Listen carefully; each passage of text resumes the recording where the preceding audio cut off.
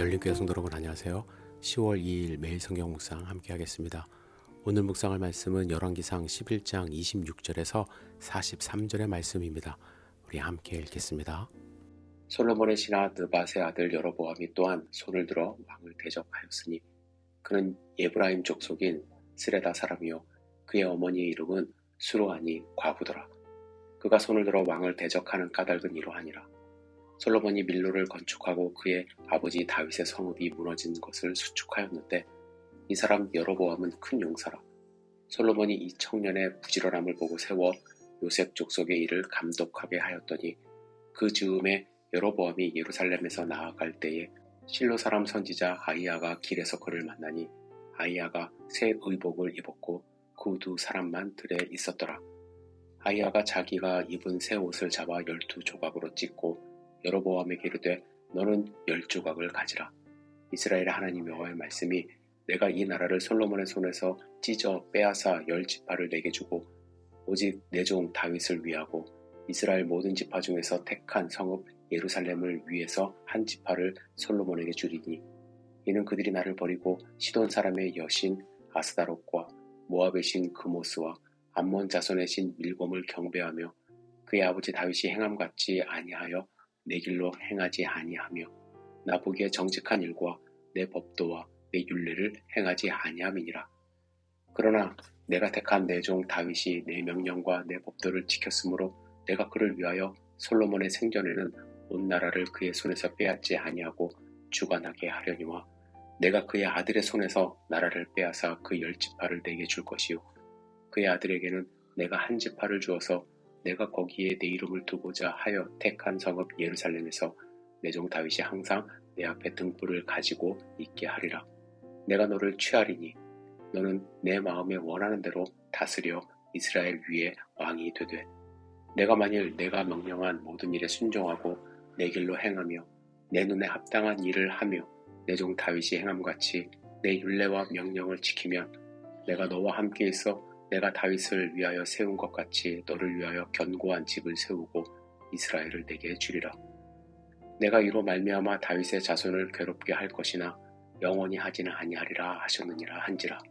이러므로 솔로몬이 여로보암을 죽이려 하매 여로보암이 일어나 애굽으로 도망하여 애굽 왕 시삭에게 이르러 솔로몬이 죽기까지 애굽에 있으니라.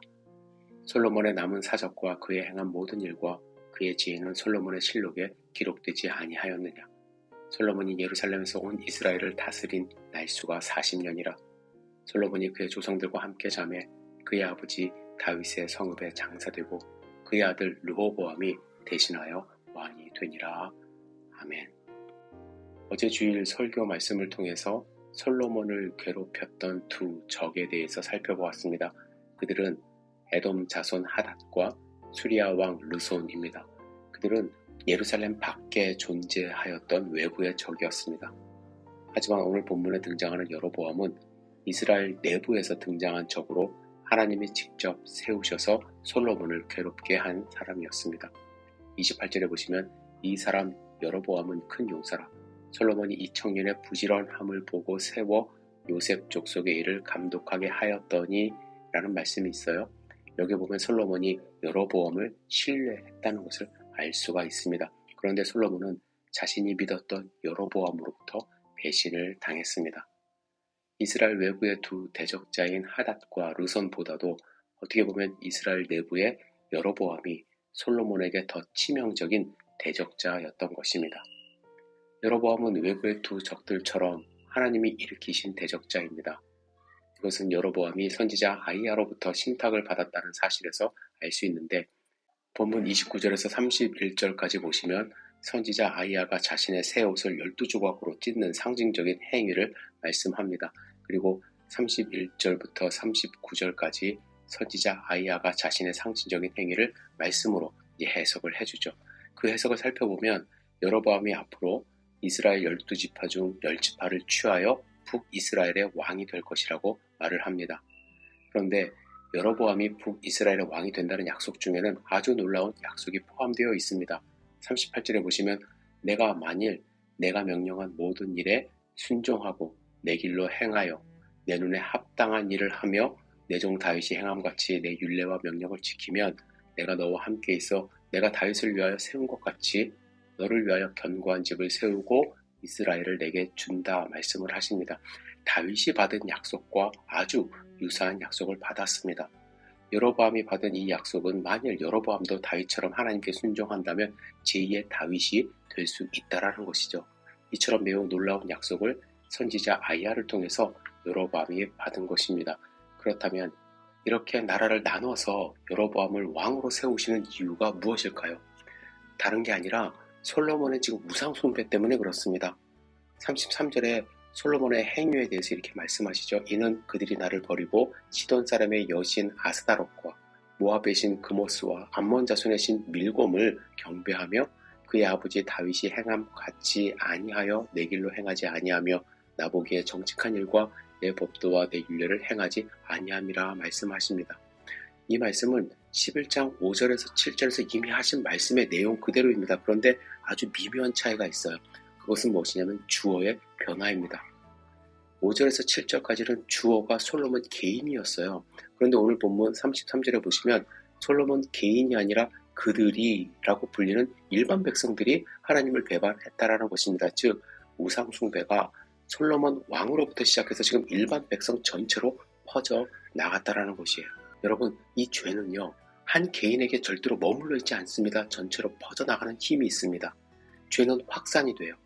솔로몬 왕이 우상 숭배를 시작했지만 이제는 일반 백성들도 솔로몬처럼 똑같이 우상 숭배에 빠진 것입니다. 특별히 왕의 영향력은 상당한 것이죠.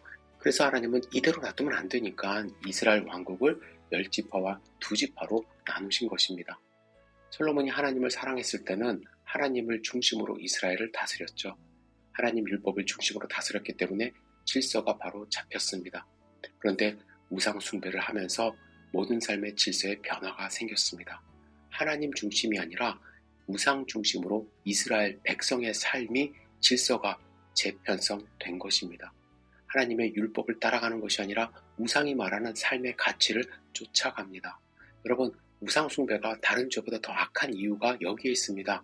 우상 숭배는 다른 죄악의 근본적인 뿌리가 되기 때문에 그들의 삶의 열매는 당연히 악한 것입니다. 그래서 우상 숭배로 인해 하나님의 제사장 나라였던 이스라엘은 다른 이방 백성들, 열방과 전혀 다를 바가 없는 세상 나라로 계속 변질되고 있었던 것입니다. 여러분, 솔로몬의 죄악이 이렇게 무서운 거예요. 한 나라를 다스리는 왕의 죄악이 온 백성을 우상 숭배하는 백성으로 만들었습니다.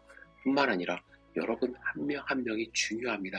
우리가 내 자신이 하나님 앞에서 바로 선다면 나 때문에 다른 사람이 영향을 받습니다. 그러나 내가 하나님 손에서 벗어나 하나님을 떠난 삶을 살면 나로 인하여 영향받는 사람들이 분명히 생긴다는 것을 여러분들 아셔야만 할 것입니다. 여러분, 솔로몬 절대로 본받지 마시기를 부탁드립니다. 기도하겠습니다. 전능하신 주님, 오늘 말씀을 통해서 우리에게 주시는 음성을 들을 수 있도록 인도하여 주시옵소서. 결국 나라를 남북으로 나누게 되는 하나님의 뜻을 바로 새기고 하나님의 말씀대로 살아가며 우상 숭배하지 않고 하나님의 백성으로 성실하게 살아가는 하루가 될 수 있도록 인도하여 주시옵소서. 주님, 오늘 하루의 삶 경건할 수 있도록 인도하여 주시고 신실할 수 있도록 붙들어 주시옵소서. 예수님의 이름으로 기도드렸사옵나이다. 아멘.